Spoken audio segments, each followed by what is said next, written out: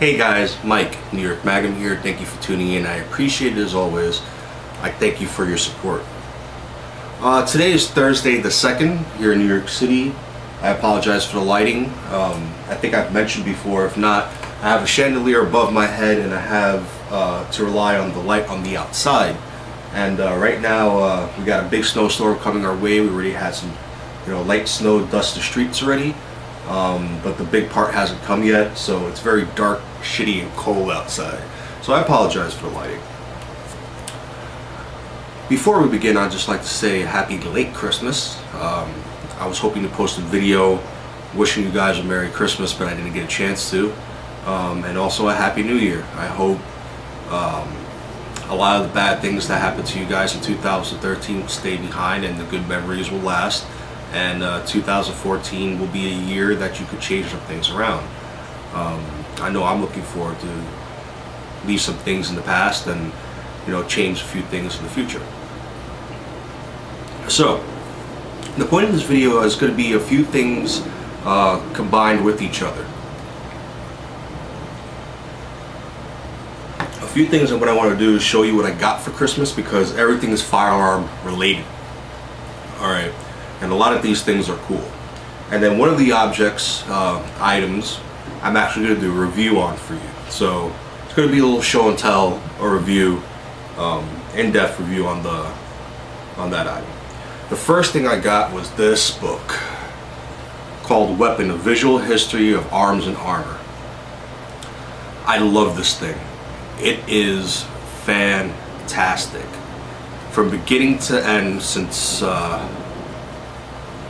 swords, shields, the armor of course is in the title, from the very beginning of history with stone weapons from caveman times, all the way up to bronze and iron, all the way up to guess what, firearms like matchlocks, flintlocks, and then going up to actual current times. World War II, you got a Desert Eagle right there. I don't know if the glare is Desert Eagle right there. Got the Beretta down here. It's a great book. Somebody picked up it for me from Barnes & Nobles as a gift. It wasn't an expensive gift. I wonder who was this written by.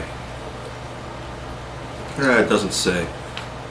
But it's cool. It's not just pictures and describing the weapon, what it was and stuff like that. In between each chapter, like here you have, on this one it's called the Revolution World, and you actually get historical information in between. And I'll actually share one with you that I found very interesting. Here we go. Now I've always, for example, I've always used the word cohort a lot, describing friends and family, but I never knew what it actually meant. Where that word came from. It's actually a Roman word. And I'll tell you right now. It starts describing the professional soldiers in a Roman legion. And they said legionnaires were recruited from Roman citizens, mostly volunteers from the poorer classes. They were organized into 6 centuries of 80 men, led by a centurion. 6 centuries made a cohort, and 10 cohorts made a legion. That's something I never knew, and I'm a history buff. So if you guys want a good book to read, nice pictures, great quality paper, Weapons: A Visual History of Arms and Armor, check it out.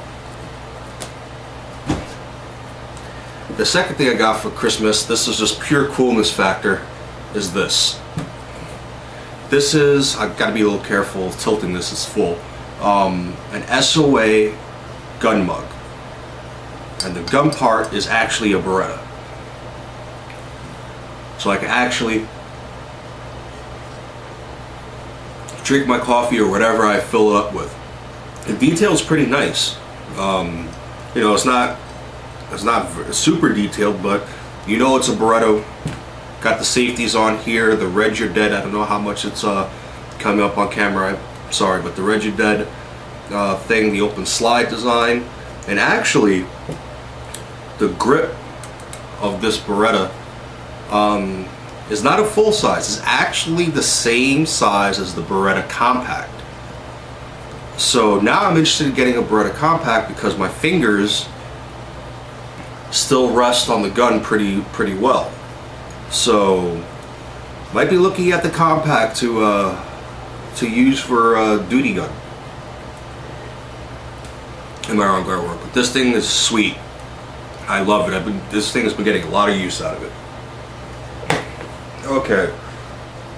The other thing I got was hearing protection. I never had my own hearing protection. I had to use the ranges, which I hated doing. I made sure I brought like disinfectant wipes and stuff like that because I know they didn't clean them. But I got a pair of Howard Light Impact Sport electronic hearing protection. These things are sweet. I gotta tell you, I mean, I haven't really tested them out for the shooting range, but I tested them out for other things, and they are a blast. Seriously.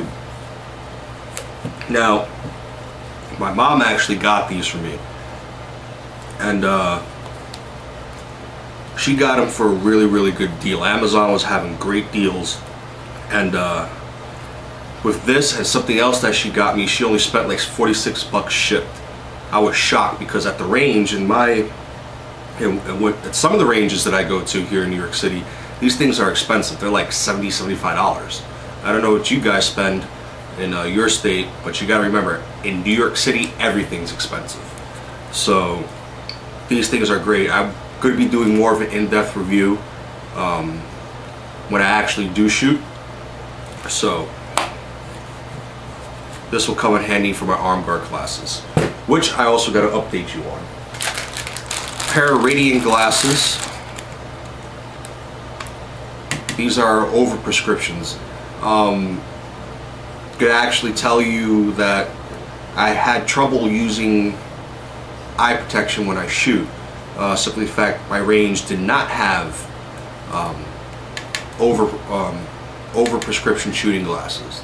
I wear glasses I need them to see, and this will help me use hearing protection, not hearing protection, eye protection. So, you know, they do what they're supposed to do. They're rated and everything, so they're not cool, they're not tactical looking, but when I start working again, hopefully, if I start working again soon, I'll get some actual, you know, good looking and functional shooting glasses that has prescription inserts. The one cool thing about the Howard Light electronic ear muffs, they have a audio jack here in the corner, that if you wanted to listen to music, you can just plug in a wire. And I would not really recommend you listening to music while you're shooting at the range, especially if it's a public range. Simply the fact you need to hear what's going on around you.